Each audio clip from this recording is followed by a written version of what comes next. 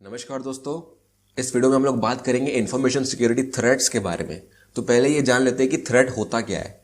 For example आप मान लो कि आपने एक पिज़्ज़ा खरीदा हुआ है और वो आपने खरीदा है और वो आप ही खाओगे, मतलब आप ये एज्यूम कर रहे हो कि वो आप ही खाओगे, कोई और नहीं खाएगा, ठीक है। तो आपने उसको एक जगह संभाल के रखा हुआ है। अब आपका एक छोटा भाई है जिसको पिज़्ज़ा बहुत पसंद है, मतलब वो पागल है पिज़्ज़ा के लिए। उसको पता नहीं है कि आपने लिया हुआ है, लेकिन जब वो उस जगह पर गया तो उसको वो मिला, मतलब उसने देखा कि एक पिज़्ज़ा पड़ा हुआ है, तो उसकी बहुत इच्छा हुई। मतलब आपको ये बाद में पता चला कि उसको पता है कि वहां पर पिज़्ज़ा है। तो जो आपका छोटा भाई है वो पिज़्ज़ा के लिए थ्रेट है। जो आप उसको देख रहे हो, आप ये समझ रहे हो कि आपका जो छोटा भाई है वो आपके पिज़्ज़ा के लिए थ्रेट है, क्योंकि वो उसको खा सकता है, लेकिन आपको उसको खाना है। लेकिन अगर वो खा लेगा तो वो मतलब कॉम्प्रोमाइज हो जाएगा पिज़्ज़ा।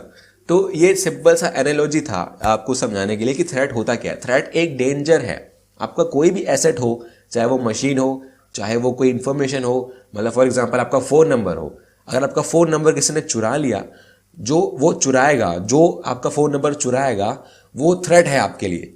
तो वो एक कांस्टेंट डेंजर है आपके एसेट के लिए।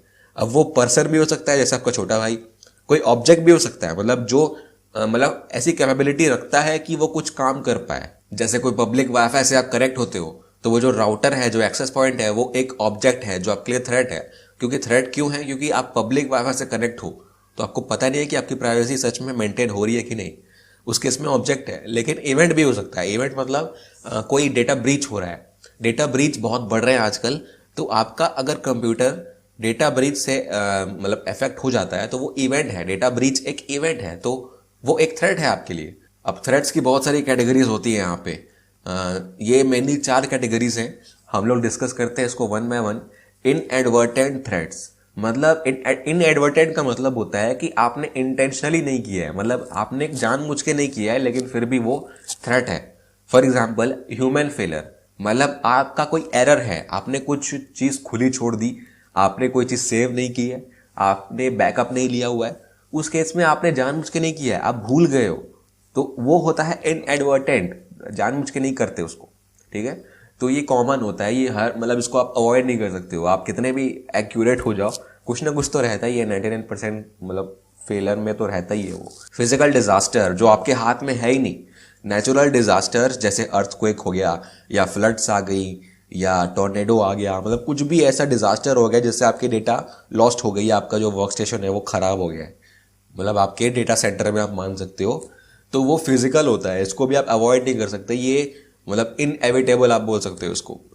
तो थर्ड है टेक्निकल फेलियर्स। टेक्निकल फेलियर मतलब जो आपकी वर्क स्टेशन, जो आपका इन्वायरमेंट है, जो नेटवर्क है, जो आपकी टेक्नोलॉजी है, उसी में कोई एरर आ गया। आपने नहीं किया है, कोई डिजास्टर भी नहीं आया है। सॉफ्टवेयर या हार्डवेयर में कुछ एरर है, जैसे हार्डवेयर फेलियर हो गया, आपका जो सीपीयू है वो काम करना बंद कर दिया, आपका हार्ड डिस्क खराब हो गया है, या सॉफ्टवेयर में कोई एरर है, कोई मतलब हैंग हो गया कंप्यूटर आपका, या कोई इन्फिनिट लूप में चला गया, तो वो फेलियर होता है टेक्निकल फॉर्म में। तो उसको आप अवॉइड कर सकते हो काफ़ी हद तक, मतलब लगभग आप सब कुछ तो अवॉइड नहीं कर सकते मेरे ख्याल से, हो सकता है वो भी, लेकिन काफ़ी केस में नहीं कर सकते। तो ये होता है, थोड़ा बहुत आप अवॉइड कर सकते हो।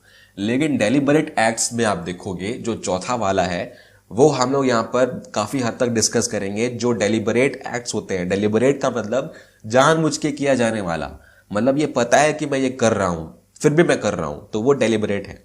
उसमें आती है हैकिंग, एस्पियोनेज, जिसके बारे में बाद में डिस्कस करेंगे हम लोग। तो जो भी चीज़ कोई जानबूझ के आपसे करवाता है, आपकी डेटा कॉम्प्रोमाइज करता है जानबूझ के, मतलब हैकिंग वगैरह करता है, तो वो डेलिबरेट होता है। तो इसी चीज़ के बारे में, इन्हीं थ्रेट्स के बारे में हम इस पूरे कोर्स में पढ़ेंगे।